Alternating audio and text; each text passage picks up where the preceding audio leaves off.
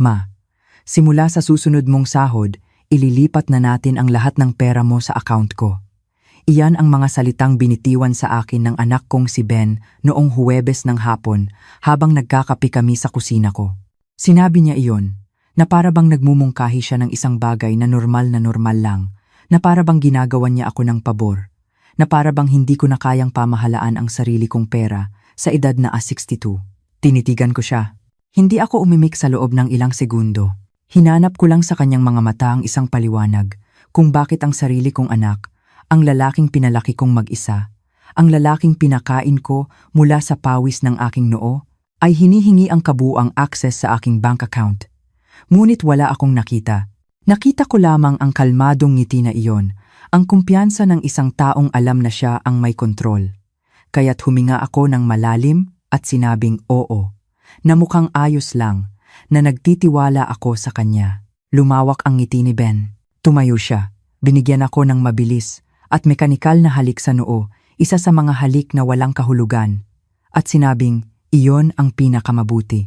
Sinabi niyang hindi ko na kailangang mag-alala sa kahit ano, na siya na ang bahala sa lahat, na para raw iyon sa aking kapakanan. Ang mga salitang iyon, para sa aking kapakanan, ay nanatiling nakalutang sa hangin matagal matapos siyang umalis sa bahay ko. Kinagabihan, tulad ng bawat Biyernes, bumalik si Ben, hindi nag-iisa, kundi kasama ang kanyang asawa, tulad ng dati.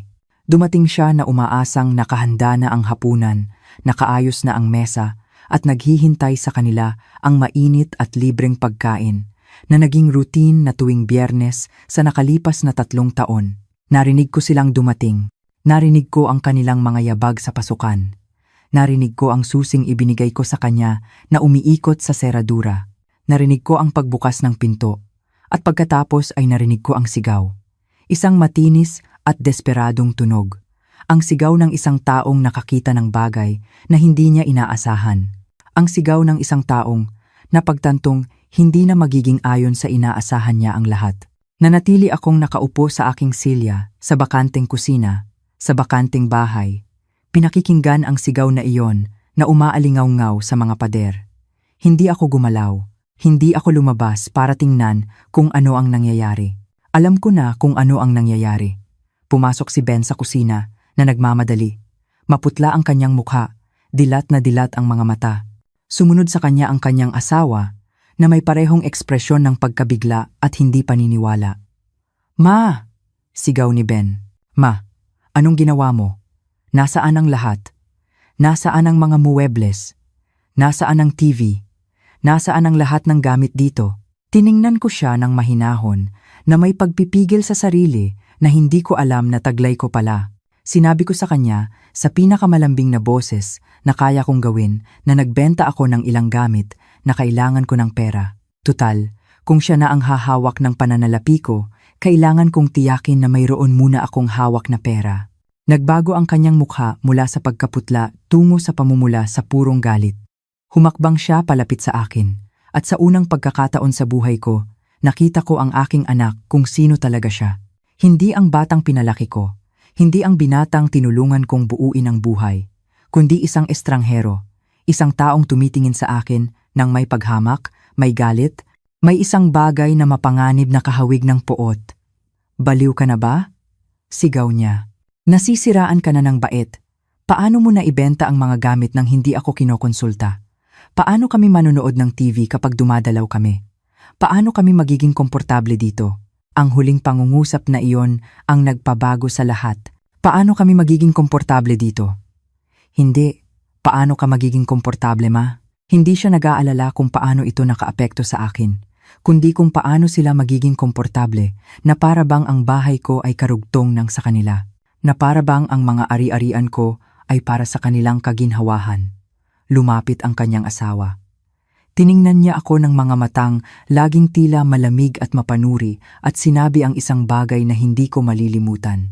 Sinabi niyang makasarili ako, na sarili ko lang ang iniisip ko, na linggo-linggo silang pumupunta para samahan ako, para tiyaking maayos ako, at ganito ko sila sinusuklian. Makasarili. Ako, ang babaeng nagdoble shift sa trabaho para makapag-aral si Ben sa kolehiyo. Ang babaeng isinuko ang muling pagbuo ng sariling buhay matapos kaming iwan ng kanyang ama dahil ayaw niyang lumaki ang anak niya na may stepfather. Ang babaeng nanirahan sa maliliit na apartment, nagsusuot ng lumang damit, at kumakain ng kakarampot para lang magkaroon siya ng lahat ng kailangan niya. Makasarili. Nakatayo si Ben doon na nakatingin sa akin na para bang ako ay isang problemang kailangan niyang lutasin. At pagkatapos ay sinabi niya ang isang bagay na dumurog sa akin. Sinabi niyang marahil ay isang pagkakamali na imungkahi ang paglilipat ng bank account, na marahil ay wala ako sa kondisyon para gumawa ng matitinong desisyon, na marahil ay kailangan ko ng higit na tulong kaysa sa inaakala niya. Higit na tulong, na para bang ako ay isang pabigat, isang matandang walang kakayahan na kailangang kontrolin. Tumayo ako mula sa aking silya. Tiningnan ko silang dalawa at sinabi sa boses na mas malakas kaysa sa inaasahan ko na hindi pa handa ang hapunan, na walang hapunan, at kung gutom sila, maaari silang kumain sa ibang lugar. Ang katahimikang sumunod ay makapal, mabigat. Tinitigan ako ni Ben na para bang hindi siya makapaniwala sa narinig niya. Ang kanyang asawa ay tumawa ng tuyo at mapait at may ibinulong tungkol sa respeto at utang na loob. At pagkatapos ay binitiwan ni Ben ang huling linya, ang linyang naririnig ko pa rin sa aking isipan kapag ipinipikit ko ang aking mga mata sa gabi. Sinabi niya ng may lamig na hindi ko kailanman nakita sa kanya, na dapat akong mag-ingat. Ang isang babae sa aking edad, nag-iisa, walang pamilyang tunay na nagmamalasakit sa kanya, ay maaaring mapunta sa masamang kalagayan. Sinabi niyang siya na lang ang mayroon ako, at dapat kong tandaan iyon bago gumawa ng anumang katangahan. Umalis sila. Nagdabog palabas ng aking bahay. Isinasara ang mga pinto. Nagiiwan ng bakas ng galit at mga nakatagong banta. Narinig ko silang sumakay sa kotse. Narinig ko ang pag-andar ng makina at pinakinggan habang papalayo sila. Nanatili akong nakatayo sa aking bakanteng kusina. Sa aking bakanteng bahay, nararamdaman ang isang bagay sa loob ko na tuluyan ng nabasag. Ngunit hindi kalungkutan ang naramdaman ko. Hindi desperasyon. Ito ay ibang bagay. Ito ay kalinawan. Ito ay ang ganap na katiyakan na hindi ako mahal ng aking anak, na marahil ay hindi niya ako kailanman minahal, na ako ay isa lamang paraan para sa kanya, isang mapagkukunan ng pera, pagkain, at kaginhawahan. Umupo akong muli sa aking silya. Tiningnan ko ang mga hubad na pader ng aking sala. Tiningnan ko ang mga bakanteng espasyo kung saan dating nakatayo ang mga muebles na binili ko sa aking pagod at pagsisikap. At sa unang pagkakataon sa napakatagal na panahon, napangiti ako dahil may isang bagay na hindi alam ni Ben. Hindi niya alam na hindi ko ipinagbenta ang mga muebles para sa pera. Ipinagbenta ko iyon para magpadala ng mensahe, para makita kung paano siya magre-react, para kumpirmahin ang matagal ko ng hinala sa kaibuturan ng aking puso. At nag-react siya ng eksakto, tulad ng inaasahan ko, nang may galit, may indignasyon, may saloobin ng isang taong pakiramdam niya ay may karapatan siya sa mga gamit ng ibang tao. Noong gabing iyon, habang nakaupo ako sa dilim ng aking bakanting bahay, gumawa ako ng desisyon. Hindi ako sisigaw, hindi ako iiyak, hindi ako magmamakaawa. Gagawa ako ng isang bagay na mas makapangyarihan. Magmamasid ako. Maghihintay ako. Hahayaan kong maniwala si Ben na nanalo siya. At pagkatapos, kapag hindi niya inaasahan, kapag pinakakumpiyansa na siya, pinakasigurado sa kanyang kontrol sa akin, ipapakita ko sa kanya kung sino talaga si Elena Elay Reyes. Hindi ang masunuring ina na akala niya ay kilala niya, kundi ang babaeng nakaligtas sa isang sirang pagsasama, kahirapan at nakakapagod na trabaho. Ang babaeng alam na alam kung paano protektahan ang kanyang sarili. Ang babaeng hindi niya dapat kailanman minaliit. May panahon na naniwala akong sapat na ang pagiging ina, na ang pagmamahal na ibinigay ko ay kusang ibabalik. Na para bang isang universal na batas na ang mga sakripisyong ginawa ko araw-araw ay magtatayo ng isang bagay na matatag, isang bagay na hindi masisira sa pagitan namin ng aking anak. Napakalaki ng aking pagkakamali.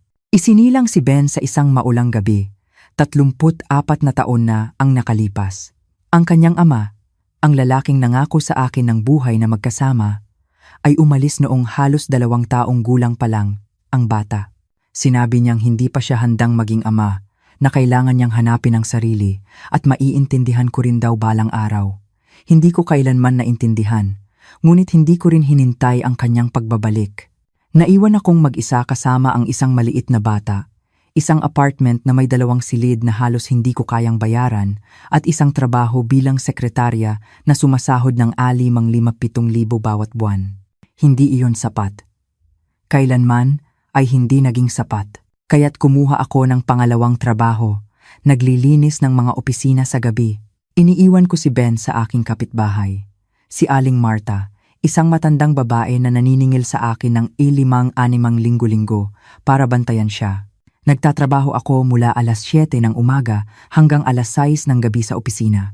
Uuwi ako, papakainin si Ben, papaliguan siya, patutulugin, at pagkatapos ay aalis muli ng alas 9 ng gabi para maglinis ng mga gusali hanggang alas 2 ng madaling araw. 4 na oras lang ang tulog ko at uulitin ko ang lahat. Ginawa ko ito sa loob ng maraming taon, napakaraming taon na nawala na ako sa bilang.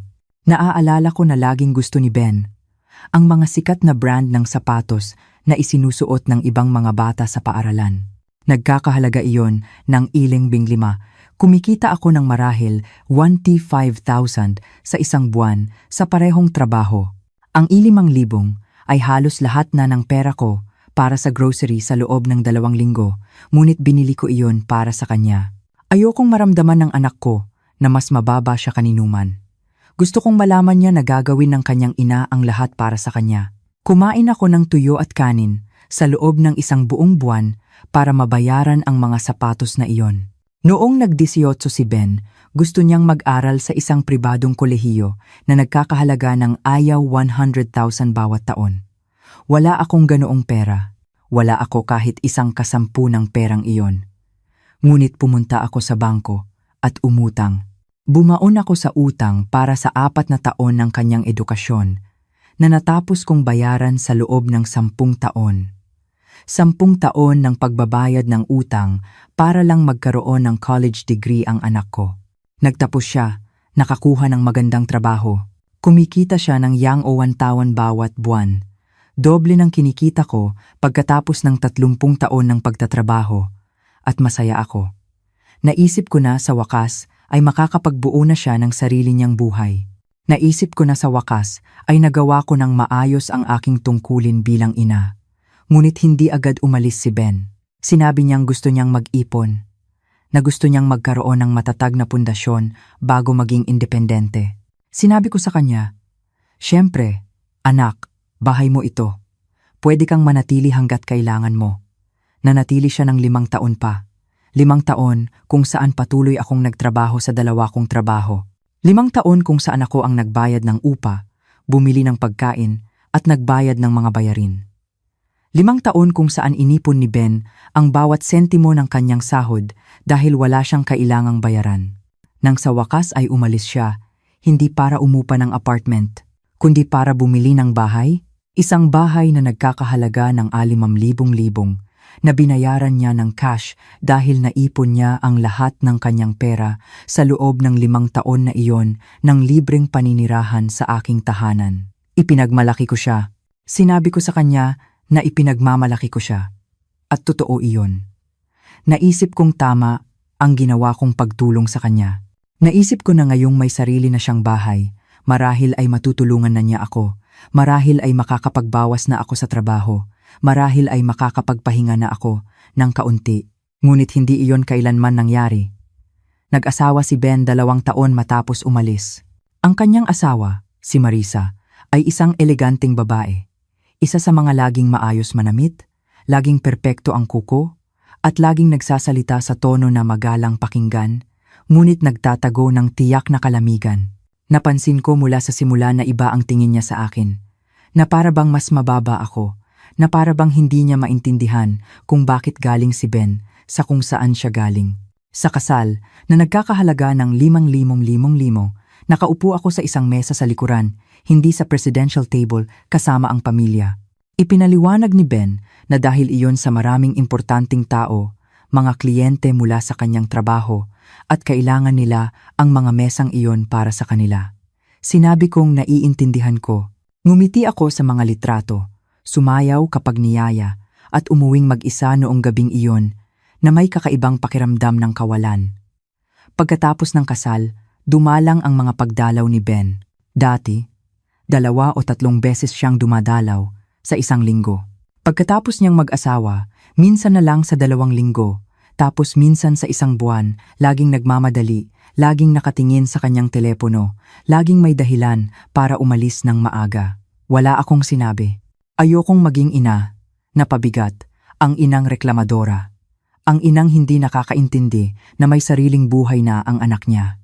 Ngunit pagkatapos, ay nagsimula silang dumating tuwing Biyernes ng gabi, laging oras ng hapunan, laging hindi nag-aanunsyo, laging umaasa na may nakahanda akong pagkain. Noong una, natuwa ako.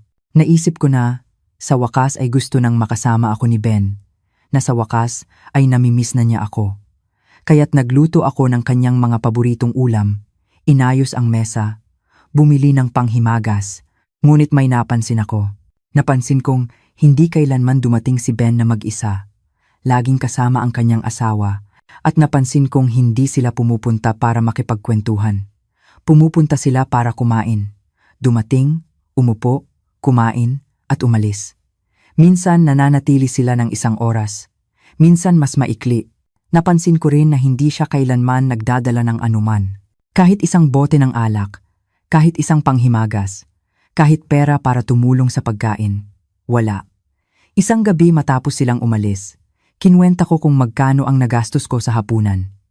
Aladi itinadong, pera na wala akong sobrang panggastos. Ang Gear 800 ay nangangahulugang kailangan kong mag-overtime para mabawi iyon. At may napagtanto ako. Napagtanto ko na para kay Ben. Naging isang serbisyo ako. Isang libreng kainan. Isang lugar kung saan siya maaaring pumunta para kumain ng hindi nagbabayad, nang hindi man lang tunay na nagpapasalamat. Nagsimula akong mapansin ang iba pang mga bagay. Napansin ko na kapag humihingi ako sa kanya ng tulong, lagi siyang may dahilan. Noong kailangan ko siyang maghatid sa doktor dahil sira ang sasakyan ko, lagi siyang masyadong abala. Noong nabanggit kong may kakaibang tunog ang aking refrigerator at natatakot akong masira na ito, sinabi niyang bumili ako ng bago na para bang mayroon akong alabang 2,000 na nakatabi para sa mga emergency. Wala. Halos hindi sapat ang pera ko para umabot sa katapusan ng buwan. Ngunit ang pinakamasama ay ang aking kaarawan, ang aking ika-60 na kaarawan. Dumating si Ben 2 oras na huli, walang regalo, walang card, at may dahilan tungkol sa traffic. Nanatili siya ng 20 minuto. Kinain niya ang cake na binili ko para sa aking sarili dahil ayokong mag-isa sa araw na iyon. At pagkatapos ay umalis siya. Umiyak ako noong gabing iyon. Umiyak ako na hindi ko pa nagawa sa loob ng maraming taon. Dahil sa wakas ay naintindihan ko ang isang bagay na matagal ko nang itinatanggi. Naintindihan ko na sa aking anak, hindi na ako mahalaga. Isa na lang akong mapagkukunan. Isang bagay na nariyan. Naghihintay na gamitin kapag kailangan niya. At ang pinakamasakit ay hinayaan ko iyon. Ako ang nagtakda ng ganoong pattern. Hindi ako kailanman humingi sa kanya ng anuman. Hindi ko kailanman sinabi sa kanya na nararamdaman kong ginagamit niya ako. Hindi ko kailanman sinabi sa kanya na kailangan ko ng higit pa mula sa kanya kaysa sa 20 minutong pagbisita at hapunan tuwing Biyernes ng gabi. Natatakot ako. Natatakot na kung magrereklamo ako, kung hihingi ako ng karapatan, ay tuluyan na siyang maglalaho. At ang ideya na mawala ang aking anak, kahit na itong anak na halos hindi ako nakikita, ay mas nakakatakot sa akin kaysa sa anupaman. Kaya't nagpatuloy ako sa pagiging ina na kumbinyente, ang inang tahimik, ang inang laging nandiyan, na laging bukas ang pinto, na hindi kailanman nagdudulot ng gulo. Hanggang noong Huwebes ng hapong iyon, hanggang sa sinabi sa akin ni Ben na gusto niyang pamahalaan ang aking pera. May isang bagay sa loob ko, isang bagay na natutulog sa loob ng maraming taon, ang nagising. Isang maliit, ngunit malinaw na tinig na nagsasabing hindi ito tama, na ito ang simula ng isang bagay na mas malala. Ngunit kahit noon, kahit na may bumubulong na tinig sa aking ulo, sinabi ko pa ring oo, dahil mayroon pa rin akong pag-asa. Gusto ko pa ring maniwala na mahal ako ng aking anak, na poprotektahan niya ako, na gagawin niya ang tama. Napakalaki ng aking kahangalan. Noong sumunod na Lunes, pumunta si Ben sa bahay ko na may dalang mga papel. Maraming papel. Ikinalat niya ang mga ito sa mesa, sa kusina na may ngiting. Ngayon ay tila naiiba, hindi na gaanong mainit, mas kalkulado. Ma, simple lang ito, sabi niya. Kailangan mo lang pumirma dito, dito, at dito. Ito ang mga dokumento para magkaroon ako ng access sa account mo, para automatiko kong mailipat ang sahod mo bawat buwan. Sa ganitong paraan, ako na ang bahala sa pagbabayad ng mga bill mo sa pamamahala ng lahat. Hindi mo na kailangang mag-alala sa kahit ano. Tiningnan ko ang mga papel, mga form ng bangko, mga authorization form. Binasa ko ang fine print, ang mga bahaging karaniwang binabaliwala ng mga tao, at may nakita akong nagpalamig sa aking dugo. Hindi lang ito access sa aking account. Ito ay isang full power of attorney. Ito ay ang autoridad na gumawa ng mga transfer, magsara ng mga account, gumawa ng mga desisyon sa pananalapi sa ngalan ko. Ben, sabi dito magkakaroon ka ng kabuuang kontrol sa pera ko. Sabi ko sa kanya, tumango siya, na para bang iyon ang pinakanormal na bagay sa mundo. Oo ma, mas madali kasing ganoon. Para maasikaso ko ang lahat, nang hindi na kailangang humingi ng pahintulot sa iyo sa bawat pagkakataon, para sa pagiging praktikal. Praktikal? Umalingaw-ngaw ang salitang iyon sa aking isipan. Praktikal? Para kanino? Naisip ko, ngunit hindi ko sinabi ng malakas. Kinuha ko ang ballpen na inabot niya sa akin. Hawak ko ito sa aking kamay. At sa isang sandali ay malapit na akong pumirma. Malapit ko nang ibigay sa kanya ang lahat dahil iyon ang lagi kong ginagawa. Magtiwala, sumuko, maniwala. Ngunit pagkatapos ay naalala ko ang Biyernes ng gabi. Naalala ko ang kanyang mukhang napilipit sa galit nang makita niya ang bakanting bahay. Naalala ko ang kanyang mga salita. Naalala ko kung paano niya ako pinagbantaan. Kahit na marahil ay hindi niya namalayan na iyon ay isang banta. Ibinaba ko ang ballpen sa mesa. Alam mo Ben, bigyan mo ako ng ilang araw para pag-isipan ito. Gusto kong basahin lahat ng mahinahon. Gusto kong makasiguro. Nagbago ang kanyang ekspresyon sa loob lamang ng isang segundo. Isang kislap ng inis ang dumaan sa kanyang mukha bago siya muling ngumiti. Ma, wala namang dapat pag-isipan. Simple lang ito. Pero sige, kung gusto mong mag-isip ng ilang araw, ayos lang. Umalis siya. Ngunit iniwan niya ang mga papel na para bang inaasahan niyang pipirmahan ko rin iyon sa huli. Hindi ako nakatulog noong gabing iyon. Gising ako habang tinitingnan ang mga papel na iyon sa mesa sa kusina. At may isang bagay sa loob ko na nagsasabing hindi ito para sa aking kapakanan. Na ito ang simula ng isang bagay na hindi ko na mababawi kapag nasimulan na. Kinabukasan, pumunta ako sa bangko. Pumunta ako ng maaga, bago ang aking trabaho. Hiningi ko sa teller na suriin ang aking account, na ipakita sa akin ang lahat ng transaksyon sa nakalipas na 6 na buwan. Inimprenta niya ang mga papel, ilang pahina ang haba. Sinuri ko itong mabuti, linya por linya, at pagkatapos ay nakita ko ito. Nakita ko ito, at naramdaman kong gumalaw ang sahig sa ilalim ng aking mga paa. Mayroong isang withdrawal na hindi ko ginawa. Isang withdrawal ng $20,000 mula 3 buwan na ang nakalipas. $20,000 na nawala sa aking account at hindi ko matanda ang kinuha ko iyon. Tinanong ko ang teller kung maaari niyang makita ang karagdagang detalye. Tiningnan niya ang kanyang computer at sinabi ang isang bagay na nagpahinto sa aking paghinga. Sinabi niyang ang withdrawal ay ginawa sa isang branch sa kabilang bayan gamit ang aking debit card. Ngunit hindi ako kailanman pumunta sa branch na iyon at ang aking card ay nasa aking pitaka. Lagi itong nasa aking pitaka, maliban sa isang beses. Naalala ko noon, naalala ko na 3 buwan na ang nakalipas. Dumalaw si Ben. Nasa banyo ako nang dumating siya. Sumigaw ako na pumasok siya. Nabukas ang pinto. Paglabas ko, naghihintay siya sa akin sa sala. Umupo kami para magkwentuhan at sa isang punto, pumunta ako sa kusina para magtimpla ng kape. Ang aking pitaka ay nasa aking bag. Ang aking bag ay nasa sala, kasama ni Ben. Nasuklam ako. Naramdaman kong biglang umikot ang mundo dahil iisa lang ang ibig sabihin nito. Ibig sabihin, kinuha ng aking anak ang aking card, isinaulo o kinunan ng litrato ang mga numero, at nag-withdraw ng pera mula sa aking account nang walang pahintulot ko. Tinanong ko ang teller kung may paraan para malaman kung ano talaga ang nangyari sa withdrawal na iyon. Sinabi niya na kailangan kong mag-file ng formal na reklamo na iimbestigahan ng bangko na maaaring tumagal ng ilang linggo. Sinabi kong pag-iisipan ko at umalis ako sa bangko na pakiramdam ko ay hindi ko nakilala ang sarili kong anak. Ngunit hindi ako nag-file ng reklamo. Hindi pa.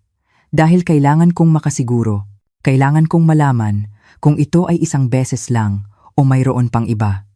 Ginugol ko ang mga sumunod na araw sa pagsusuri ng lahat, bawat piraso ng papel na mayroon ako sa bahay, bawat dokumento, bawat lumang bank statement na itinago ko sa isang kahon sa aking aparador. At marami pa akong nahanap. Nahanap ko na, 2 taon na ang nakalipas. Noong nasa ospital ako dahil sa pneumonia, may gumamit ng aking health insurance para sa mga konsultasyon na hindi ko ginawa, mga appointment sa mga klinika na hindi ko kilala, mga konsultasyon na umubos sa aking taunang coverage, kaya't kinailangan kong magbayad mula sa sarili kong bulsa para sa ilang gamot noong taong iyon. Nahanap ko rin ang isang credit card sa pangalan ko na hindi ko matanda ang inaplayan. Isang card na may balanse na 50,000. 50,000 sa mga pagbili na hindi ko ginawa, sa mga tindahan na hindi ko kailanman pinuntahan. Tumawag ako sa bangko ng credit card. Tinanong ko kung kailan binuksan ang account. Sinabi nila sa akin, 18 buwan na ang nakalipas. Tinanong ko kung maaari nilang sabihin kung saan ginawa ang mga pagbili. Binigyan nila ako ng isang listahan. Mga hardware store, mga tindahan ng electronics, mga tindahan ng muebles. Bumili si Ben ng bahay, 2 taon na ang nakalipas. Nag-renovate si Ben ng bahay na iyon. At tila ginamit ni Ben ang aking kredito para gawin iyon. Naupo ako sa sahig ng aking silid. Napapalibutan ng mga papel, nararamdaman ang pagguho ng lahat ng pinaniniwalaan ko tungkol sa aking buhay. Hindi lang ito tungkol sa pera. Ito ay tungkol sa pagtataksil. Ito ay ang pag-alam na ninanakawan ako ng aking anak sa loob ng maraming taon, na tiningnan niya ako bilang isang walang katapusang mapagkukunan na hindi niya kailanman inintensyon na alagaan o protektahan ako. Umiyak ako hanggang sa wala ng luhang lumabas. Pagkatapos ay pinunasan ko ang aking mukha, tinipon ang lahat ng mga papel at gumawa ng desisyon. Hindi ko pa siya kukumprontahin. Hindi ako sisigaw o mag-aakusa dahil alam kong kung gagawin ko iyon, itatanggi niya ang lahat. Sasabihin niyang nalilito ako. Sasabihin niyang ulyanin na ako. Sasabihin niya ang kahit ano para pagdudahan ko ang sarili kong alaala, ang sarili kong katinuan. Hindi. Magiging mas matalino ako. Mag-iipon ako ng ebidensya. Idodokumento ko ang lahat. Bubuo ako ng isang kaso na napakatibay na hindi niya maitatanggi. At pagkatapos, saka lamang ako kikilos. Noong Biyernes ng linggong iyon, bumalik si Ben gaya ng dati, oras ng hapunan, gaya ng dati, umaasa na may nakahanda akong pagkain. Ngunit sa pagkakataong ito, iba ang niluto ko. Ginawa ko ang kanyang paboritong ulam, adobo, at kanin.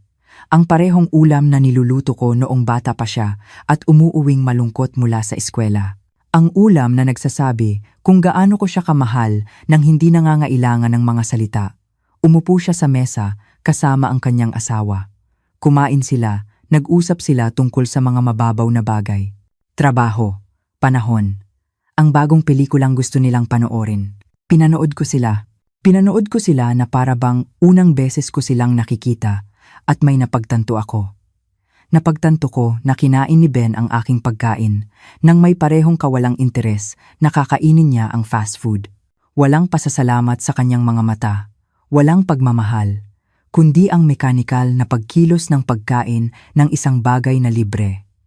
Nang matapos sila, muling inilabas ni Ben ang mga papel ng bangko. Inilagay niya ang mga ito sa mesa, katabi mismo ng kanyang walang lamang plato. Ma, tapos na ang mga araw na hiningi mo. Nakapag-isip ka na. 'di ba? Pirmahan mo na ito at ako na ang bahala sa lahat. Tiningnan ko siya ng diretso sa mga mata at sinabi sa pinakamahinahong boses na kaya kong gawin na hindi pa rin ako sigurado na kailangan ko pa ng mas maraming oras. Umismid ang kanyang asawa. Tita Eli, kalokohan na ito. Tinutulungan ka lang naman ni Ben. Hindi ko maintindihan kung bakit ka napaka mapaghinala. Mapaghinala?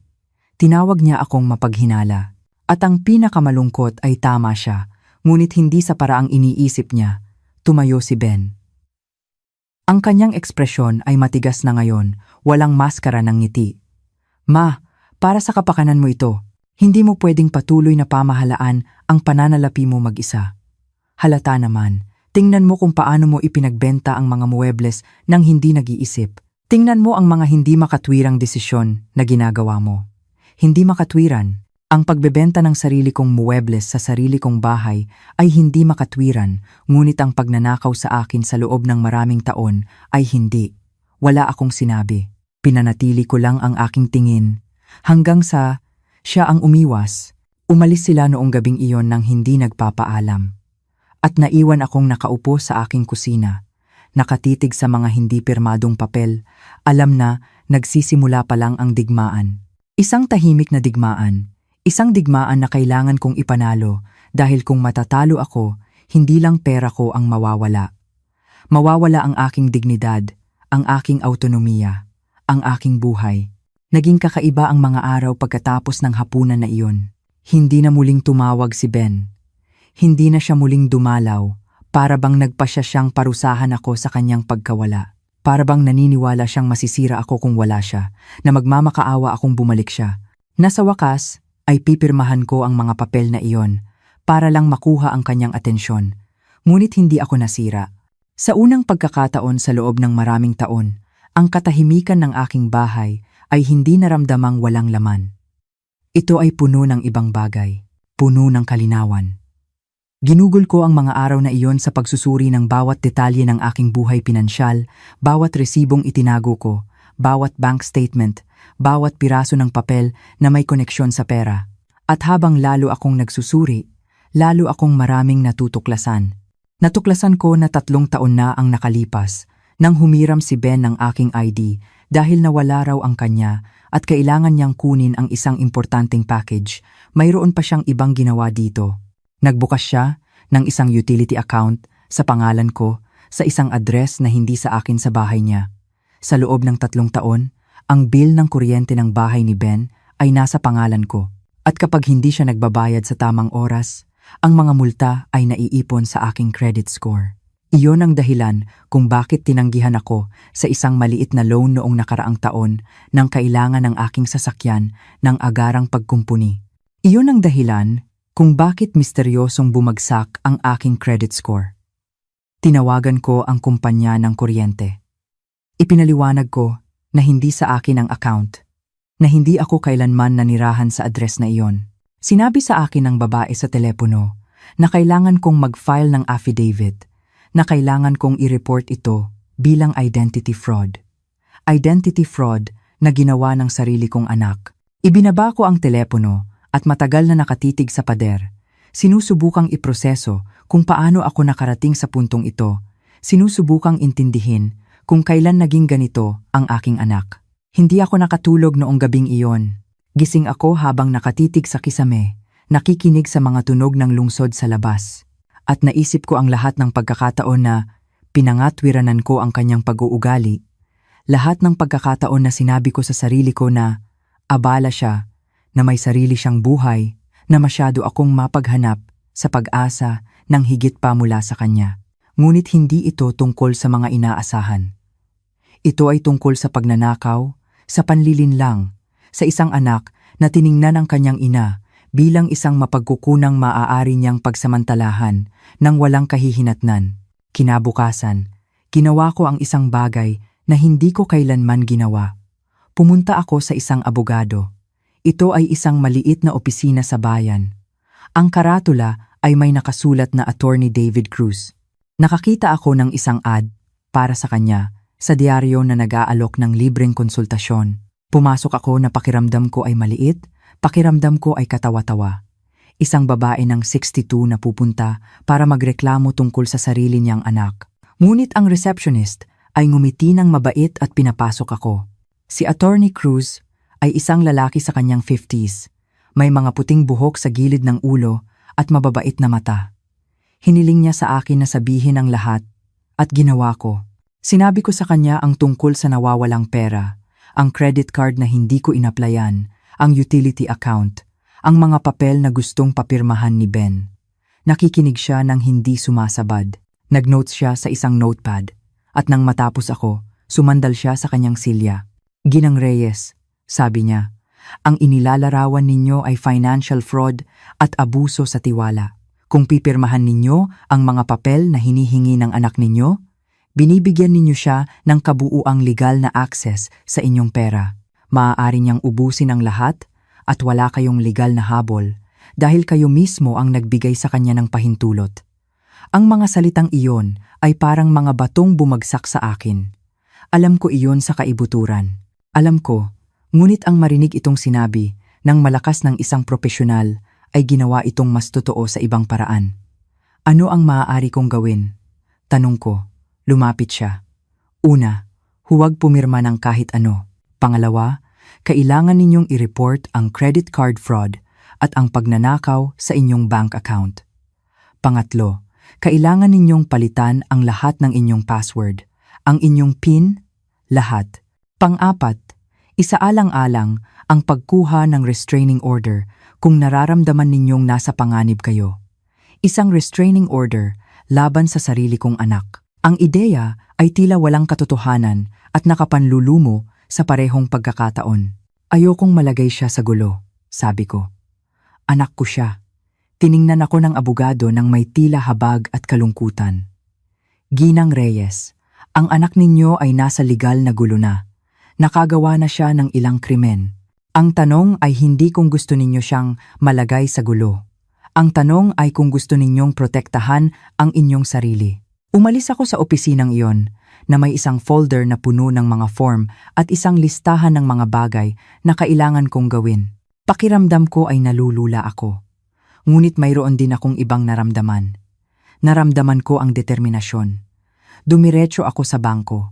Pinalitan ko ang lahat ng aking password, humiling ng bagong debit card, isinara ang peking credit card, at nag-file ng formal na reklamo. Tinulungan ako ng teller sa lahat. Tinarato niya ako nang may pasensya nang hindi ako pinaparamdam na tanga o mahina.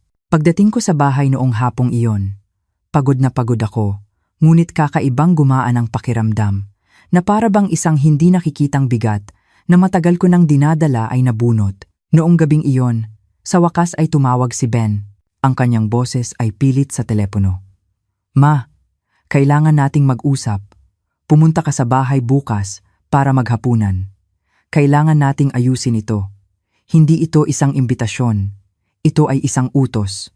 At dati, susunod ako ng walang tanong. Ngunit ngayon, pagkatapos ng lahat ng natuklasan ko, naramdaman ko lamang ang isang malamig na kahinahunan. Hindi ako pwede bukas, sabi ko sa kanya. Abala ako. Abala? Ma? Saan ka naman magiging abala? Ang pinagkakaabalahan ko ay mahalaga sa akin, sabi ko. May iba pang mga bagay na mas mahalaga sa akin ngayon. Nagkaroon ng katahimikan sa kabilang linya. Isang katahimikang puno ng pagkagulat at inis. Kakaiba ang kinikilos mo, Ma. Hindi ko alam kung anong problema mo, pero kailangan mong tigilan ang pagiging matigas ng ulo at pirmahan na ang mga papel na iyon. Para sa kapakanan mo ito. Para sa kapakanan ko. Ang mga salitang iyon ulit, na para bang ang pagnanakaw sa akin, ay isang gawa ng pagmamahal. Ben, sabi ko sa boses na mas matatag kaysa sa inaasahan ko, hindi ako pipirma ng kahit ano. At sa tingin ko, kailangan nating magkaroon ng isang seryosong pag-uusap tungkol sa ilang bagay. Tungkol sa anong mga bagay? Tanong niya. Iba na ang tunog ng kanyang boses ngayon. Mas alerto, mas maingat. Tungkol sa perang nawala sa account ko nang walang pahintulot ko. Tungkol sa mga credit card na hindi ko inaplayan. Tungkol sa mga utility account sa pangalan ko, sa mga address, kung saan hindi ako nakatira. Ang katahimikang sumunod ay ganap. Napakakapal na halos maramdaman ko ito sa telepono.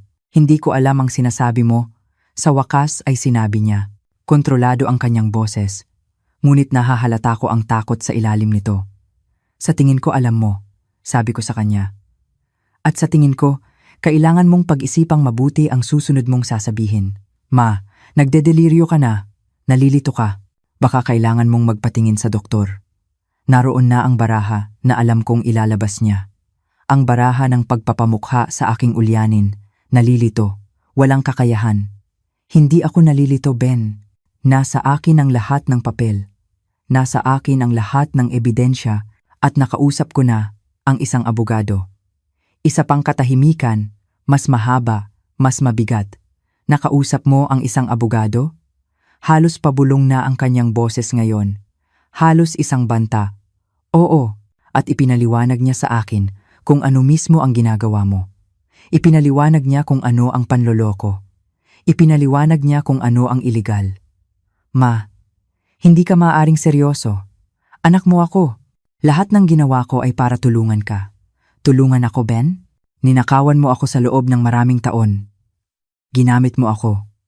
Nagsinungaling ka sa akin. Hindi kailanman nagsimula siyang magsalita, ngunit pinutol ko siya. Oo, ginawa mo. At alam mo iyon. Ang tanong ngayon ay kung ano ang gagawin natin tungkol dito. Narinig ko ang kanyang paghinga sa kabilang linya. Mabigat. Hirap. Pupunta ako dyan, sabi niya. Kailangan nating mag-usap ng personal. Hindi, sabi ko sa kanya. Hindi ka pupunta dito. Kung gusto mong makipag-usap, pwede nating gawin sa telepono o pwede nating gawin na may mga abogadong naroroon. Baliw ka na ba? Sigaw niya. Lubos na nababaliw. Pagkatapos ng lahat ng ginawa ko para sa'yo, pagkatapos ng lahat ng beses na dumalaw ako para makita ka, na nag-alala ako para sa'yo, ganito mo ako susuklian? Lahat ng beses na pumunta ka para kumain ng libre, ibig mong sabihin? Lahat ng beses na may kailangan ka sa akin. Pero noong mga panahong kailangan kita, nasaan ka? Ibinaba ko ang telepono, bago pa siya makasagot, bago pa niya ako muling manipulahin ng mga salita. Nanatili akong nakaupo sa aking kusina na hawak ang telepono. Nanginginig, ngunit hindi sa takot. Sa galit. Sa maraming taon ng pinigilang galit na sa wakas ay nakahanap na ng boses.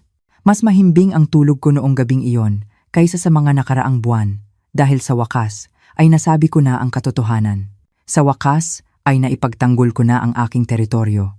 At bagamat hindi ko alam kung ano ang susunod na mangyayari, alam kong hindi na ako magiging ang tahimik na ina na nagpapayurak. Kinabukasan, nagising ako na may kalinawan na hindi ko naramdaman sa loob ng maraming taon.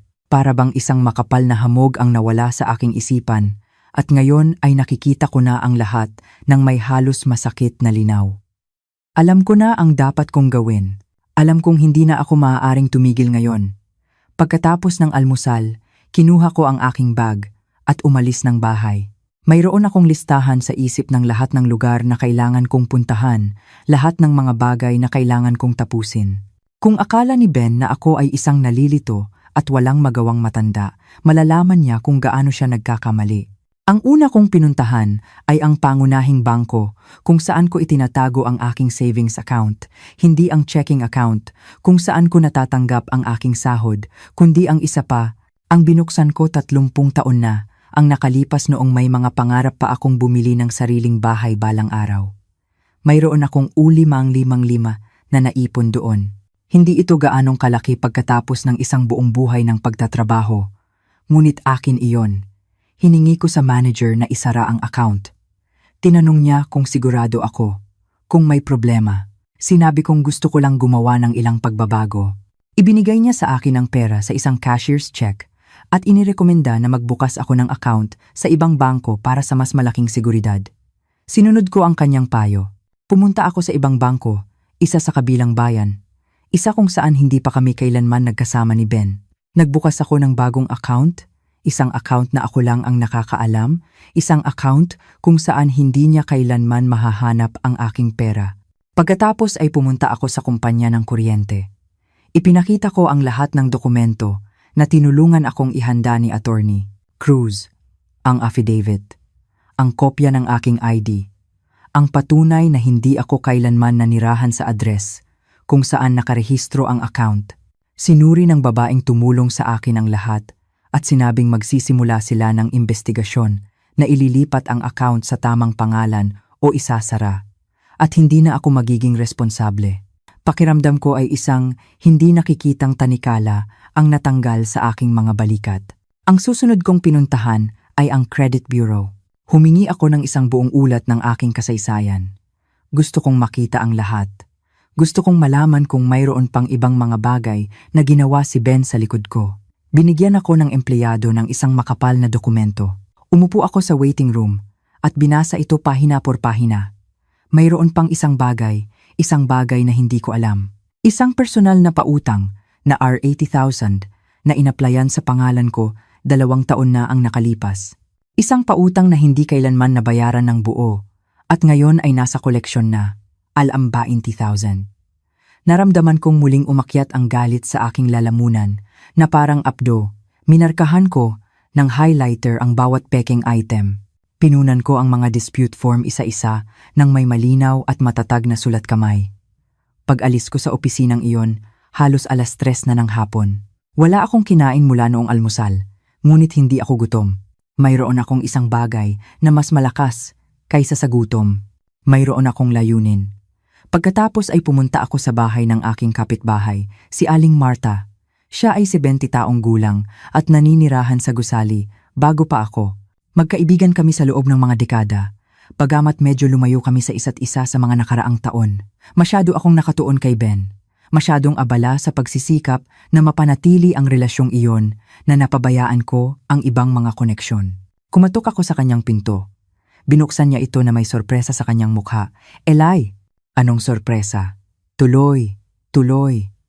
Pumasok kami sa kanyang sala. Inalok niya ako ng kape at tinanggap ko.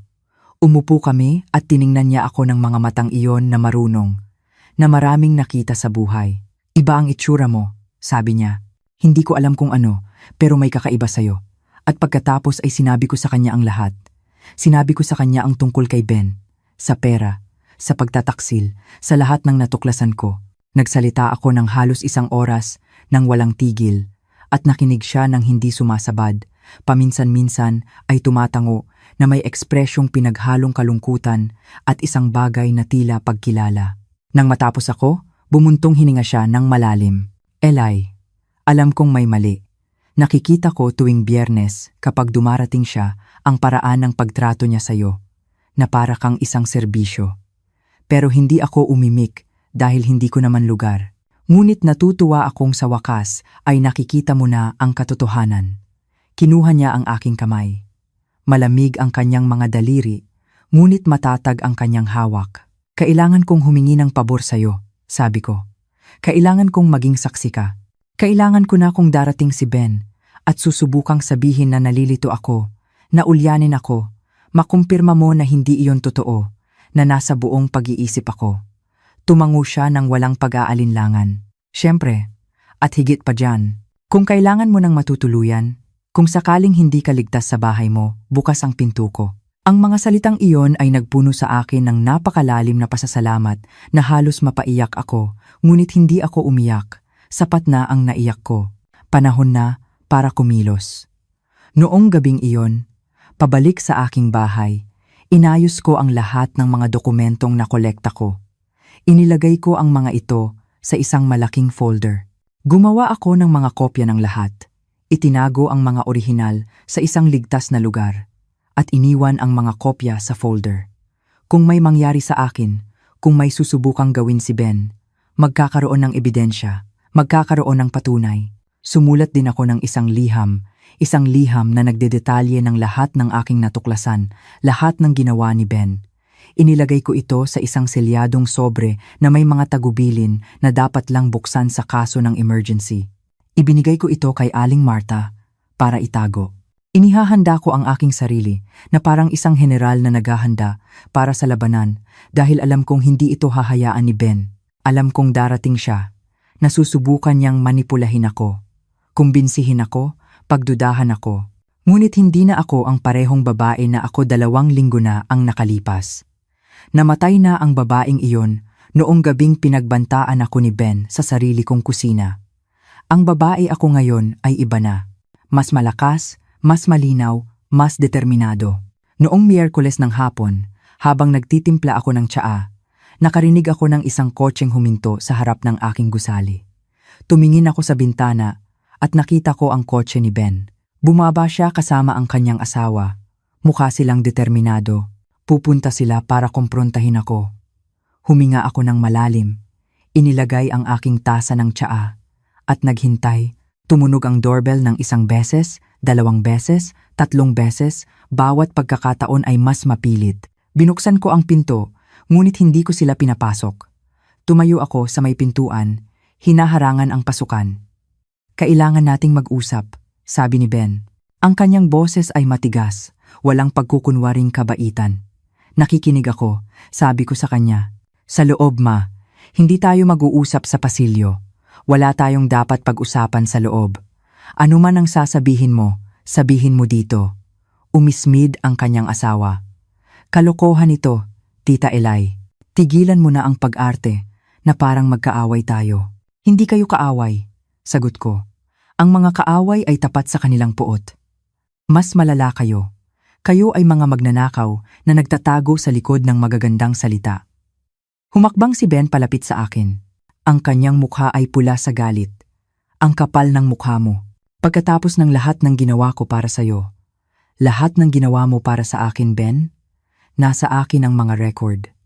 Nasa akin ang patunay. Alam ko kung gaano kalaking pera ang ninakaw mo sa akin. Alam ko ang tungkol sa mga peking credit card. Alam ko ang tungkol sa utility account. Alam ko ang lahat. Natigilan siya. Ibunuka niya ang kanyang bibig, ngunit walang lumabas na tunog. At ngayon, nagpatuloy ako ng may kahinahunan na ikinagulat ko mismo, mayroon kang 2 pagpipilian. Ibalik mo ang lahat ng ninakaw mo, bawat sentimo, o pupunta ako sa pulis at magsasampa ng kasong panloloko. Hindi mo magagawa iyan, sabi ng kanyang asawa. Anak mo siya. Eksakto kung bakit napakasakit, sagot ko. Dahil anak ko siya, dahil ibinigay ko sa kanya ang lahat at sinuklian niya ako sa pamamagitan ng pagnanakaw. Sa wakas ay nahanap ni Ben ang kanyang boses. May utang ka sa akin, sigaw niya. Buong buhay ko, lumaki akong walang ama. Buong buhay ko, kailangan kong panoorin kang magtrabaho at mapagod. Kasalanan mo iyon. Pinili mong magkaanak sa akin. Pinili mong manatiling mag-isa. Hindi ko hiniling na isilang. Ang kanyang mga salita ay tumama na parang mga suntok, ngunit hindi na sila masakit tulad ng dati dahil ngayon ay nakikita ko na sila kung ano talaga sila. Mga katwiran, mga dahilan, mula sa isang taong alam na gumawa siya ng isang bagay na hindi mapapatawad at sinusubukang ibaling ang sisi. Tama ka, sabi ko sa kanya. Pinili kong magkaanak sa'yo. At iyon ang pinakamagandang desisyon ng buhay ko. Hanggang sa hindi na ito naging pinakamaganda. Ngunit hindi iyon nagbibigay sa iyo ng karapatang magnakaw sa akin. Hindi iyon nagbibigay sa iyo ng karapatang pagsamantalahan ako. Wala akong ninakaw. Kinuha ko lang ang nararapat sa akin. Walang nararapat sa iyo, Ben. Ibinigay ko sa iyo ang lahat ng kailangan mo noong bata ka. Noong naging adulto ka na, hindi ko na iyon obligasyon. At tiyak na hindi ko obligasyon na bigyan ka ng access sa pera ko nang hindi ko nalalaman. Hinawakan ng kanyang asawa ang kanyang braso. Halika na, hindi sulit. Wala na siya sa katinuan. Wala sa katinuan. Isang interesanteng pagpili ng salita, na para bang ako ang mali, na para bang ang pagtatanggol sa sarili kong pera at dignidad ay kabaliwan. Umalis sila, naglakad pababa ng hagdanan nang hindi lumilingon. At isinara ko ang pinto na may kakaibang pakiramdam ng kapayapaan. Noong gabing iyon, tumawag sa akin si Attorney Cruz. Sinabi niyang kinumpirma ng mga bangko ang panloloko, nakakanselahin ang utang sa credit card, na iniimbestigahan nila ang mga hindi autorisadong withdrawal at mayroon akong matibay na kaso kung pipiliin kong magsampa ng kasong kriminal. Nagpasalamat ako at ibinaba ang telepono. Umupo ako sa aking bakanting sala, sa aking bahay na wala ng telebisyon o magagarang muebles.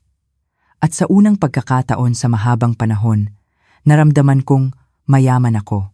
Mayaman sa isang bagay na hindi mabibili ng pera. Mayaman sa dignidad, sa lakas, sa katiyakan na ginagawa ko ang tama. Ang mga araw pagkatapos ng komprontasyon na iyon sa aking pintuan ay kakaibang tahimik na para bang ang buong mundo ay nagpipigil ng hininga. Naghihintay kung ano ang susunod na mangyayari.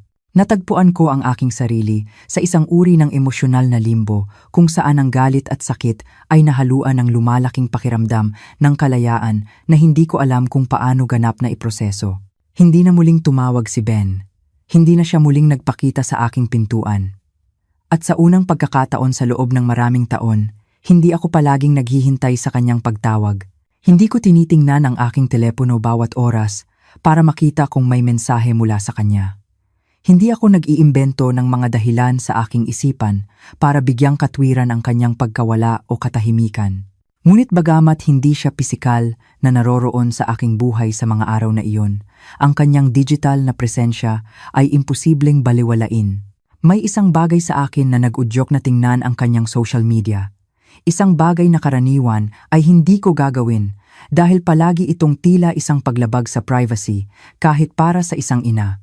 Ngunit ngayon, naramdaman kong may karapatan akong malaman kung ano ang kanyang ginagawa, kung ano ang kanyang sinasabi, kung paano niya ipinapakita ang kanyang buhay sa mundo, habang ako ay nakikipagbuno sa mga kahihinatnan ng kanyang mga aksyon ng pribado.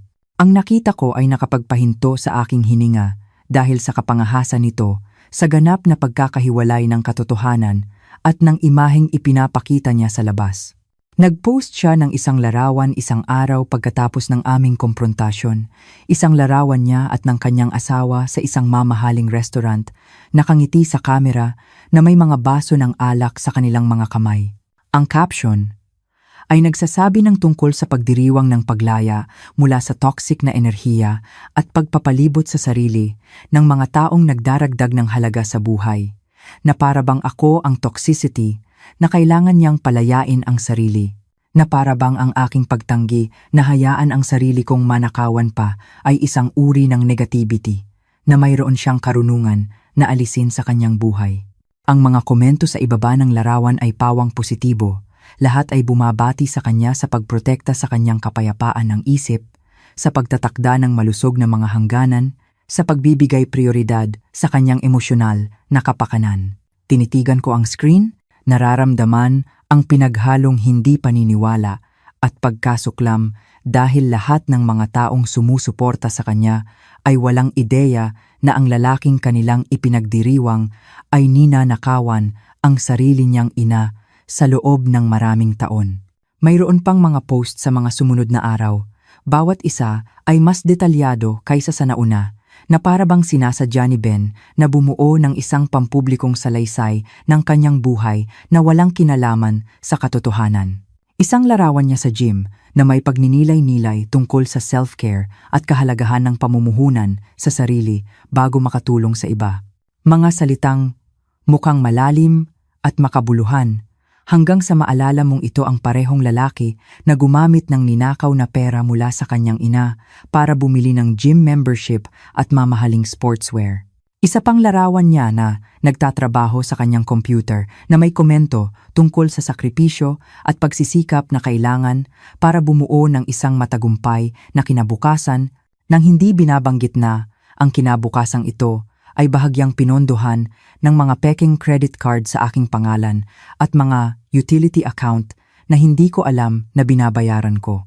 Ang pinakatumama sa akin ay isang post na ginawa niya noong Biyernes na iyon, eksakto sa araw na karaniwan siyang pumupunta sa aking bahay para maghapunan. Isang post kung saan ibinahagi niya ang isang lumang larawan naming dalawa noong bata pa siya, isang larawan na hindi ko alam na mayroon siya. Isang larawan kung saan karga ko siya sa aking mga braso, noong marahil ay 5 taong gulang siya at pareho kaming nakangiti. Ang tekstong kasama ng larawan ay tungkol sa kung paano minsan ang mga taong pinakamamahal mo ang siyang pinakamasakit sa iyo. Tungkol sa kung paano niya natutunan na ang pagmamahal ay hindi nangangahulugang pagtitiis sa abusadong pag-uugali. Tungkol sa kung paano siya gumawa ng mahirap na desisyon na lumayo sa isang nakalalasong relasyon sa pamilya para sa kapakanan ng kanyang kalusugang pangkaisipan. Sa pagbabasa ng mga salitang iyon, pakiramdam ko ay may sumuntok sa aking tiyan. Kinuha ni Ben ang aming kasaysayan, ang aming tunay na relasyon sa lahat ng komplikado at masakit na nuances nito, at ganap na binaligtad ito. Ipinapakita ang kanyang sarili bilang biktima at ako bilang nang aabuso. Ang mga komento sa post na iyon ay mas marami pa kaysa sa mga nauna. 12-dosenang mga tao ang nagpapahayag ng kanilang suporta. Nagsasabing napakatapang niya sa pagtatakda ng mga hangganan, nagbabahagi ng kanilang sariling mga kwento ng mahihirap na relasyon sa pamilya, ganap na nagpapatunay sa kanyang gawa-gawang bersyon ng mga pangyayari. May mga taong kilala ko sa mga komentong iyon, mga kapitbahay na nakakilala sa kanya noong nakatira siya sa akin. Mga katrabaho na pumunta sa mga party sa bahay ko maraming taon na ang nakalipas. Lahat sila ay nag-aalok ng mga salita ng paghihikayat at pakikiisa ng walang kahit katiting na ideya na ang taong di umano'y kailangan niyang protektahan ang sarili ay ang parehong babae na nagtrabaho ng 2 trabaho sa loob ng maraming taon para bigyan siya ng edukasyon na ginagamit niya ngayon para makuha ang kanyang magandang suweldo. Sa loob ng ilang araw, pinanood ko ang digital na palabas na ito sa katahimikan nang hindi nagkokomento, nang hindi pampublikong nagre-react sa anumang paraan dahil may isang bagay sa akin na alam na ito mismo ang laro na nilalaro ni Ben. Kung tutugon ako ng emosyonal, mahuhulog ako sa kanyang patibong. Bibigyan siya ng mas maraming bala para sa kanyang salaysay na ako ang hindi matatag at problemadong ina na kailangan niyang layuan. Ngunit bawat bagong post, bawat bagong komento ng suporta na natatanggap niya mula sa mga taong hindi alam ang katotohanan ay parang isang maliit na sugat na bumubukas sa kaibuturan ko. Hindi dahil sa iniisip ng mga taong iyon tungkol sa akin, kundi dahil masakit makita kung gaano kadali maniwala ang mga tao sa isang magandang kuwento nang hindi tinatanong kung mayroon pang ibang panig ang mga pangyayari. Ang huling dayami ay dumating nang mag-post si Ben ng isang kwento sa kanyang account na nagpapakita ng bahay na binili nila ng kanyang asawa. Ipinapakita ang mga pagsasaayos na ginawa nila, ang mga bagong muebles na nakuha nila, ang perpektong disenyo ng hardin. Lahat ay ipinakita bilang bunga ng kanilang pagsisikap at dedikasyon. Walang isang pagbanggit sa katotohanan na isang malaking bahagi ng lahat ng ito ay binayaran ng perang hindi sa kanya, ng kredito na nakuha sa pamamagitan ng panloloko gamit ang aking personal na impormasyon. Ipinakita niya ang lahat ng may labis na pagmamalaki, labis na kasiyahan, na para bang tunay niyang pinaniniwalaan na kinita niya ito mismo, na para bang ganap niyang nakalimutan o simpleng walang pakialam na ang bawat ladrilyo ng bahay na iyon ay bahagyang itinayo sa sakripisyo at pagnanakaw mula sa sarili niyang ina. Pinanood ko siyang mabuhay sa mga maliliit na digital na bintana at nagtaka kung paano posible para sa isang tao na makatulog sa gabi na alam ang kanilang ginawa. Paano posible na mapanatili ang fasad ng isang matagumpay at etikal na tao habang sabay na gumagawa ng panloloko at pagnanakaw laban sa taong nagbigay sa kanya ng buhay? Nagtaka ako kung nakakaramdam ba siya ng pagkakasala, kung sa gitna ng isa sa mga magagarang hapunan at mamahaling restaurant o sa isa sa mga workout sa gym, ay humihinto siya sandali at iniisip ang kanyang ina na nakaupong mag-isa sa isang bakanteng bahay matapos ibenta ang kanyang mga muebles para lang makakain dahil sistematikong ninanakawan siya ng sarili niyang anak sa loob ng maraming taon. Ngunit sa pagtingin sa kanyang mga post, sa pagkakita sa kadalian kung paano niya binuo at pinanatili ang perpektong pampublikong imaheng ito, may naintindihan akong isang pangunahing bagay tungkol kay Ben. Isang bagay na marahil ay palagi kong alam sa isang antas, ngunit hindi ko kailanman gustong aminin ng buo sa aking sarili. At iyon ay, ang aking anak ay nakabuo ng kakayahang lumikha ng mga paralel na katotohanan sa kanyang isipan. Sa isang katotohanan, maaari siyang maging sabay na inabando ng anak na karapat-dapat sa kompensasyon at ang matagumpay na lalaki na nagtayo ng lahat sa sarili.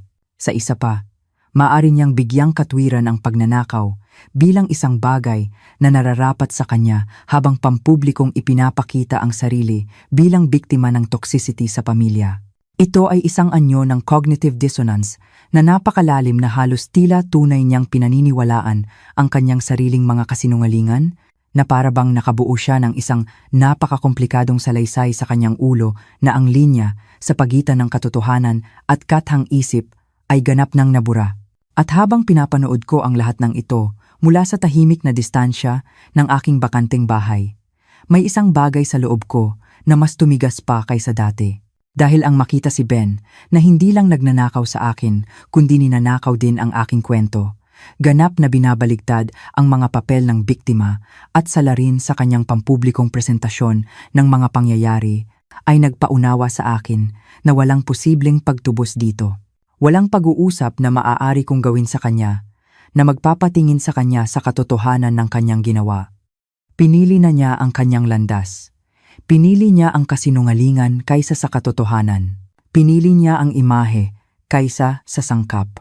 At kailangan kong tanggapin na ang anak na pinalaki at minahal ko ay hindi kailanman tunay na umiral sa paraang pinaniniwalaan ko o ganap ng napalitan ng estrangherong ito na kayang ngumiti para sa kamera habang sinisira ang kanyang ina ng pribado na tila walang anumang tunay na pagsisisi. Dumating ang sandali isang Martes ng hapon sa paraang hindi ko pinlano, ngunit sa pagbabalik tanaw, natanto kong hindi maiiwasan mula pa sa simula. Dahil ang katotohanan ay laging nakakahanap ng paraan palabas sa liwanag, gaano man karaming patong ng kasinungalingan ang itambak para subukang itago ito. Nasa opisina ako ni Attorney Cruz, sinusuri ang mga huling dokumento ng kaso, kung saan ipinaalam niya sa akin na natapos na ng mga bangko ang kanilang investigasyon at nakumpirma ang kabuuang lang 3,000,000 sa mga peking transaksyon sa loob ng 3 taon. Isang halaga na nagpahinto sa aking hininga, hindi dahil sa numero mismo, kundi sa kung ano ang kinakatawan nito sa aspeto ng pagpaplano at premeditasyon. Hindi ito isang pagkakamali o isang sandali ng kahinaan, kundi isang sistematiko at sinadyang operasyon ng pagnanakaw na nangangailangan ng patuloy na pagsisikap at dedikasyon sa panig ni Ben. Ipinaliwanag ng abogado na, sa ebidensyang ito, mayroon akong higit pa sa sapat para magsampa ng kasong kriminal, ngunit mayroon ding ibang opsyon na maaaring gusto kong isaalang-alang bago gawin ang huling desisyon. Ang opsyong iyon ay magpadala ng formal na demand letter kay Ben na binibigyan siya ng pagkakataong ibalik ang ninakaw na pera at magbayad pinsala bago magpatuloy sa mas malubhang legal na aksyon. Sinabi niya sa akin na ito ay isang kortesiyang inaalok ng maraming biktima ng panloloko sa pamilya dahil nauunawaan nila na gaano man kalubha ang krimen, mayroon pa ring mga ugnayan sa pamilya na nagpapahirap sa sitwasyon sa mga paraang hindi naaangkop sa mga kaso ng panloloko na ginawa ng mga estranghero. Ngunit binalaan din niya ako na ang kortesiyang ito ay maaaring ituring na kahinaan ng salarin at kailangan kong maging handa sa posibilidad na tutugon si Ben hindi nang may pasasalamat o pagsisisi, kundi nang may mas maraming manipulasyon at pagtanggi. Pinag-isipan ko ito ng ilang minuto. Nakaupo sa opisina ng abogado, tinitingnan ang lahat ng dokumentong nakakalat sa mesa na metikulosong nagdedetalye ng bawat peking transaksyon, bawat hindi autorisadong account, bawat kasinungalingan na maingat na binuo ng aking anak sa loob ng maraming taon. Natanto ko na isang bahagi sa akin ay mayroon pa ring maliit at hindi makatwirang pag-asa na kung si Ben ay mahaharap sa hindi matututulang ebidensya ng kanyang ginawa, marahil ay may isang bagay sa kanya na magigising. Marahil ay makakahanap siya ng kahit anong bakas ng konsensya o pagsisisi o kahit man lang ang pangunahing pag-amin na lumampas siya sa isang linyang hindi dapat tawirin. Ang bahaging iyon sa akin na inapa rin niya sa kabila ng lahat ay gustong bigyan siya ng pagkakataong gawin ang tama, itama ang kanyang pagkakamali. Ipakita na sa isang lugar sa kaibuturan niya, ang taong pinalaki ko ng may labis na pagmamahal at sakripisyo ay umiiral pa rin. Ngunit mayroon pang ibang bahagi sa akin, mas malakas at mas malinaw, na alam kung ano ang gagawin ni Ben sa pagkakataong iyon. At alam ng bahaging iyon na hindi niya ito ituturing bilang isang pag-abot ng biyaya, kundi bilang kumpirmasyon na masyado akong mahina para tunay na saktan siya, na maari niya akong patuloy na manipulahin at kontrolin, dahil sa huli, palagi akong bibigay dahil ako ang kanyang ina. At ang mga ina ay laging nagpapatawad, laging nagbibigay ng isa pang pagkakataon, laging pinipili ang pagmamahal kaysa sa hustisya. Naunawaan ng bahaging iyon sa akin na ang pagbibigay sa kanya ng pribadong babala ay magbibigay lamang sa kanya ng oras upang ihanda ang kanyang depensa, magtago ng mas maraming ebidensya, bumuo ng isang mas detalyadong salaysay ng pagiging biktima na maaari niyang gamitin sa publiko para sirain ang aking kredibilidad bago ako makakilos. Sinabi ko kay Attorney Cruz na ayaw kong magpadala ng pribadong liham, na ayaw kong bigyan si Ben ng pagkakataong tumugon ng pribado kung saan maaari niyang patuloy na kontrolin ang salaysay at manipulahin ang sitwasyon sa kanyang pabor. Sa halip, hiniling ko sa kanya na ihanda ang mga kinakailangang dokumento para magsampa ng formal na demanda sibil na magiging isang pampublikong record kung saan sino mang gustong mag-verify ng katotohanan ay magagawa ito, sa halip na maniwala lamang sa bersyon ng mga pangyayari na maingat na binuo ni Ben sa kanyang social media. Tumango ang abogado na may tila pinaghalong sorpresa at respeto dahil marahil ay hindi niya inaasahan na isang babae sa aking edad ang gagawa ng ganoong direkta at malinaw na desisyon. Sinabi niya sa akin na agad niyang sisimulan ang paghahanda ng lahat ng kinakailangang dokumento at opisyal na mapapaabutan si Ben sa loob ng susunod na 72 oras. Umalis ako sa opisinang iyon na may nararamdaman na hindi ko naramdaman sa mahabang panahon. Isang bagay na hindi ko agad matukoy hanggang sa natanto kong ito ay kapangyarihan. Ang kapangyarihan ng paggawa ng isang desisyon na ganap na mag-isa nang hindi kumukonsulta sa sinuman, nang hindi humihingi ng pahintulot, nang hindi nag-aalala kung paano ito magmumukha sa iba, o kung iisipin ng mga tao na masyado akong malupit sa sarili kong anak. Sa unang pagkakataon sa loob ng mga dekada, pinili kong protektahan ang aking sarili kaysa protektahan ang damdamin o reputasyon ng ibang tao, kahit na ang taong iyon ay ang aking anak. At ang pagpiling iyon, bagamat masakit, ay nagpuno sa akin ng isang pakiramdam ng integridad na nakalimutan kong posible palang maramdaman. Ang abiso ay dumating kay Ben isang Huwebes ng umaga, tulad ng kinumpirma sa akin ni Attorney Cruz sa telepono. Bagamat wala ako roon para masaksihan ang kanyang unang reaksyon, perpekto kong naiisip ang sandaling binuksan niya ang opisyal na sobreng iyon at binasa ang mga dokumentong nagdedetalye ng bawat pekeng transaksyon, bawat hindi autorisadong account, bawat pisong ninakaw niya, na metikulosong nakadokumento na may mga petsa at mga reference number ng bangko na ginagawang imposible ang anumang pagtanggi. Hindi ko na kinailangang maghintay ng matagal para kumpirmahin ang aking imahinasyon dahil wala pang 2 oras matapos matanggap ang abiso, nagsimulang tumunog ang aking telepono nang may pagpupumilit na halos desperasyon na. Tawag pagkatapos ng tawag na hinayaan kong mapunta sa voicemail nang hindi sinasagot dahil wala na akong sasabihin kay Ben na hindi pa nakapaloob sa mga legal na dokumentong iyon. Pinakinggan ko ang mga voicemail kinagabihan nang sa wakas ay handa na akong emosyonal na gawin ito at kamangha-mangha sa isang nakakabahalang paraan na pakinggan ang pag-unlad ng kanyang panik sa bawat sunod na mensahe. Ang una ay sinusubukan pa ring mapanatili ang composure sa kontroladong boses na ginagamit niya kapag sinusubukang magmukhang makatwiran. Sinasabi sa akin na ito ay isang teribleng hindi pagkakaunawaan na kailangan naming mag-usap kaagad bago lumala pa ang mga bagay. Ang pangalawang mensahe ay mayroon ng ibang tono, mas matalas, mas apurahan, kung saan nakikiusap siyang tawagan ko siya, nasisirain nito ang kanyang buhay, na pakiusap ay pag-isipan ko ang aking ginagawa bago sirain ang sarili kong anak, na para bang ako ang sumisira ng isang bagay sa halip na simpleng inilalantad ang pagkawasak na siya mismo ang nagdulot sa loob ng maraming taon. Pagsapit ng ikalimang mensahe, hindi na sinusubukan ni Ben na magtunog na makatwiran o umapela sa aking maternal na habag. Ganap na siyang bumagsak sa galit at halos hindi na nakatagong mga banta. Sinasabi sa akin na pagsisisihan ko ito, na mayroon siyang sariling mga abogado na magpapatunay na ako ay isang ulyanin na matanda na hindi alam ang aking ginagawa. Nalalabanan niya ito ng lahat ng mayroon siya. At sa huli, ako ang magmumukhang kontrabida sa kwentong ito. Pinakinggan ko ang bawat mensahe hanggang sa dulo ng hindi hinahayaan ang sarili kong makaramdam ng higit pa sa isang uri ng clinical na pag-usisa kung paano ang isang tao ay maaaring mabilis na magbago mula sa pakiusap tungo sa pagbabanta kapag napagtanto nilang hindi na gumagana ang kanilang karaniwang mga taktika ng manipulasyon. Ang mga sumunod na araw ay isang ipo-ipo ng legal at emosyonal na aktibidad dahil hindi na natiling tahimik si Ben.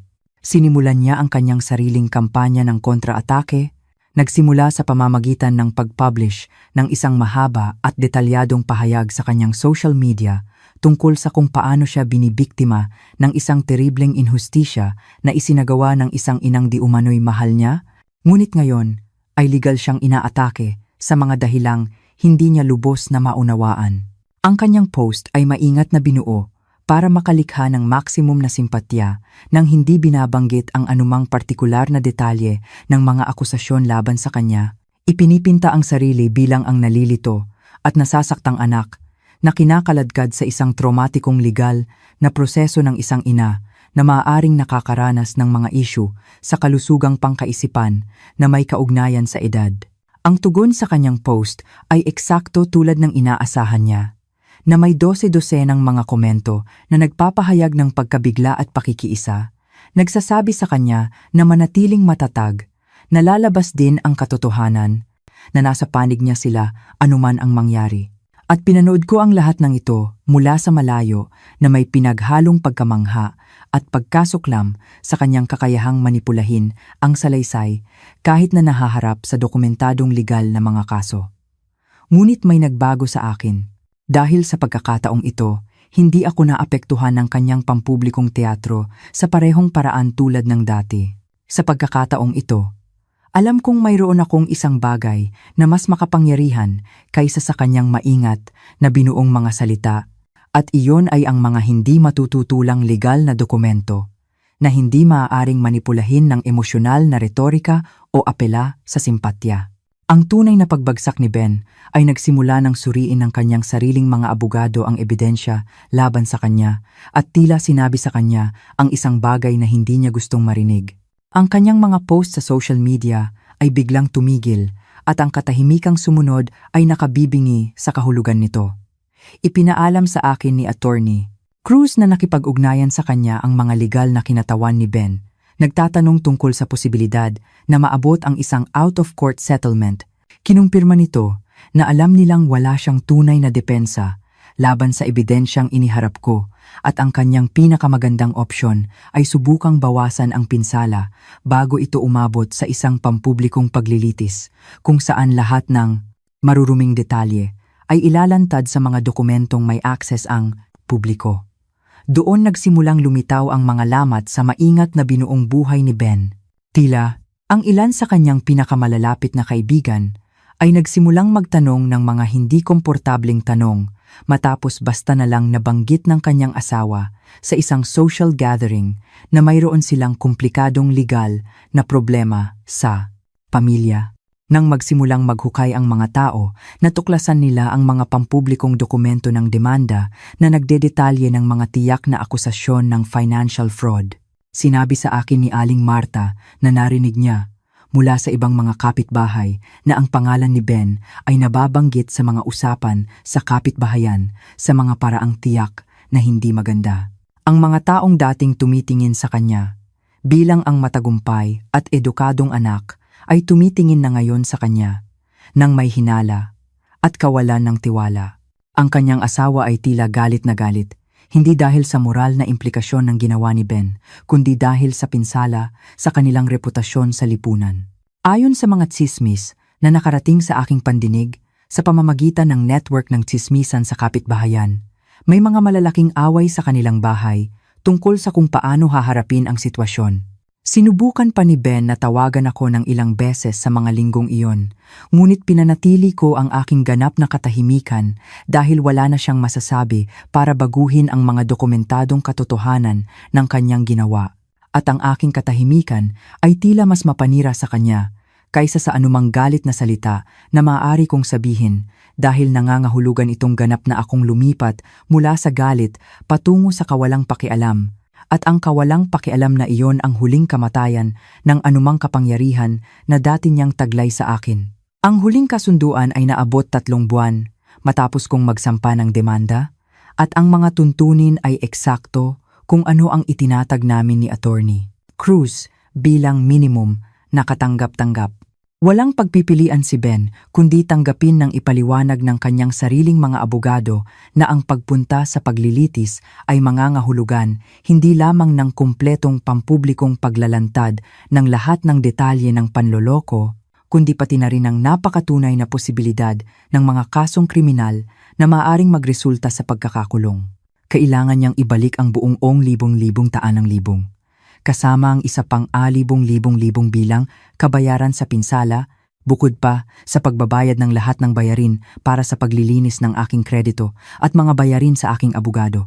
At lahat ng ito ay dapat bayaran sa loob ng 6 na buwan na may mga mapapatunayang buwanang pagbabayad o ang kasunduan ay automatikong mawawalan ng bisa at magpapatuloy ang mga kasong kriminal ng walang karagdagang babala.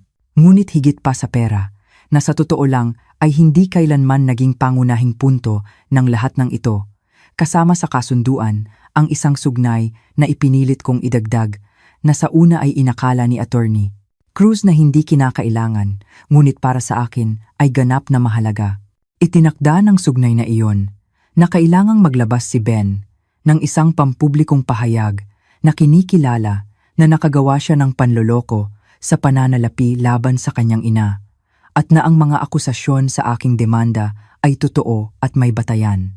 Nilabanan niya ang sugnay na iyon nang higit sa anumang bahagi ng kasunduan dahil alam niya kung ano mismo ang kahulugan nito para sa kanyang maingat na inalaga ang imahe na pampublikong aminin na lahat ng sinasabi niya tungkol sa pagiging biktima ng isang toxic na ina ay kasinungalingan na, idinisenyo para pagtakpan ang kanyang sariling mga krimen. Lumabas ang pahayag sa kanyang social media isang Martes ng hapon. Maikli ito at malinaw na binalangkas ng kanyang mga abogado para mabawasan ang pinsala hanggat maaari sa loob ng mga limitasyon ng hinihingi ng kasunduan. Ngunit gayunpaman, naroon ang mga salita. Sa itim na teksto, sa puting background, inaamin na nag-access siya ng mga bank account nang walang pahintulot, na nagbukas siya ng mga credit card gamit ang impormasyon ng ibang tao at na nakagawa siya ng malubhang pagkakamali sa pagpapasya na lubos niyang pinagsisisihan. Ang mga komento sa ilalim ng post na iyon ay magulo. Ang mga taong dating sumusuporta sa kanya nang walang kondisyon ay nagpapahayag ngayon ng pagkabigla at pagkadismaya, habang ang iba na tila may hinala na noon pa man ay naramdamang napatunayan ang kanilang mga pagdududa. Pinanood ko ang lahat ng digital na dramang iyon na nagaganap na may pakiramdam ng pagsasara na walang kinalaman sa kasiyahan o paghihiganti, kundi simpleng tahimik na pagkilala na sa wakas ay nasabi na ang katotohanan sa publiko. Ang unang bayad ay dumating sa aking account, eksakto sa itinakdang petsa, at bawat kasunod na pagbabayad ay dumating din ng nasa oras dahil alam ni Ben na ang isang hindi nabayarang pagbabayad ay mangangahulugan ng mga kahihinatnan na tiyak na hindi niya kayang harapin. Gamit ang perang iyon, ginawa ko ang isang bagay na marahil ay hindi niya inaasahan na gagawin ko. Sa halip na simpleng punan muli ang aking mga savings account o gamitin ito para palitan ang mga muebles na ipinagbenta ko, bumili ako ng tiket sa eroplano patungo sa isang lugar na hindi ko pa napuntahan. Ginugol ko ang 62 taon na nabubuhay para sa ibang tao, para sa aking anak, para sa ilusyon ng pagpapanatili ng isang relasyon sa pamilya na umiiral lamang sa aking imahinasyon. At ngayon, sa unang pagkakataon sa aking adultong buhay, mayroon akong kalayaan at mga mapagkukunan upang mabuhay ng eksakto, tulad ng gusto ko ng Hindi kinakailangang bigyang katwiran ang aking mga desisyon sa sinuman. Bumili ako ng isang maliit na bahay sa isang bayan sa baybayin ng Batangas, 3 oras mula sa kung saan ako nanirahan sa buong buhay ko. Isang bahay na may 2 silid-tulugan at isang hardin kung saan sa wakas ay maaari kong itanim ang mga bulaklak na palagi kong gusto, ngunit hindi kailanman nagkaroon ng oras para alagaan noong nagtatrabaho ako ng 2 trabaho. Ang bahay ay nagkakahalaga ng yung 3,000 na binayaran ko ng cash gamit ang kombinasyon ng mga bayad ni Ben at ang mga ipon na nagawa kong protektahan sa aking bagong bank account.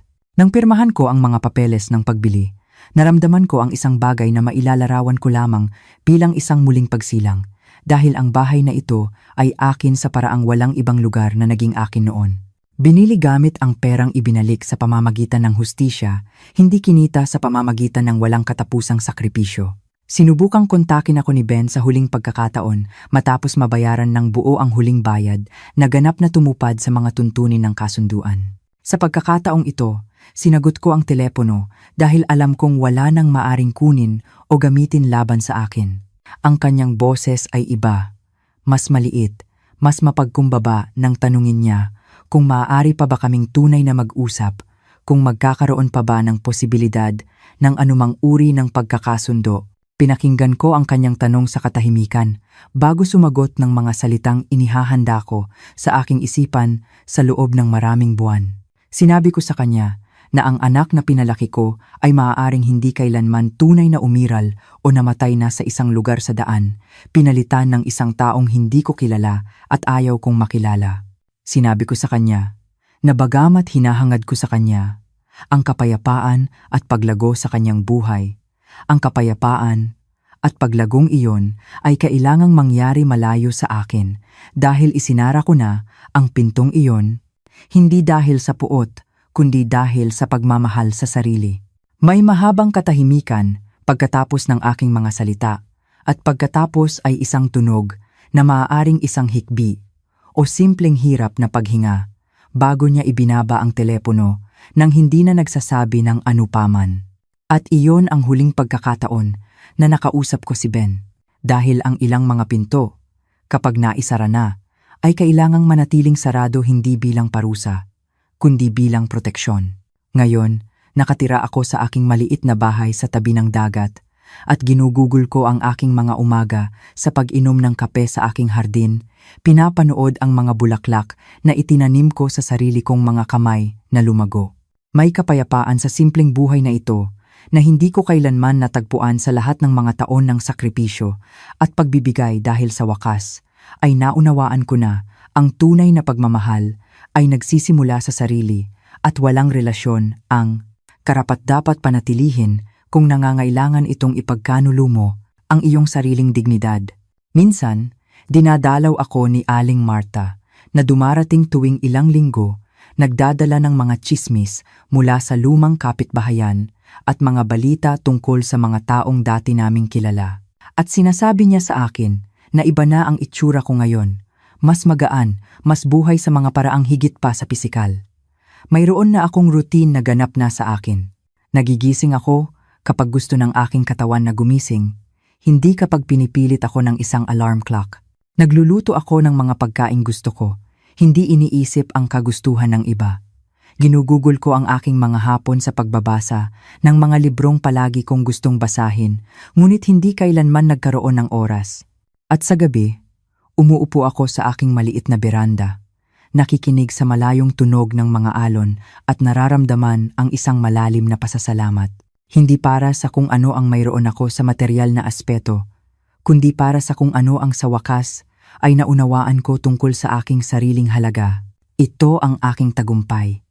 Hindi sa perang nabawi o sa pampublikong pag-amin ni Ben, kundi sa katotohanang nabawi ko ang aking sarili mula sa mga dekada ng pagkondisyon na nagturo sa akin na ang halaga ng isang ina ay sinusukat lamang sa kung gaano karami ang maibibigay niya at kung gaano karami ang kaya niyang tiisin.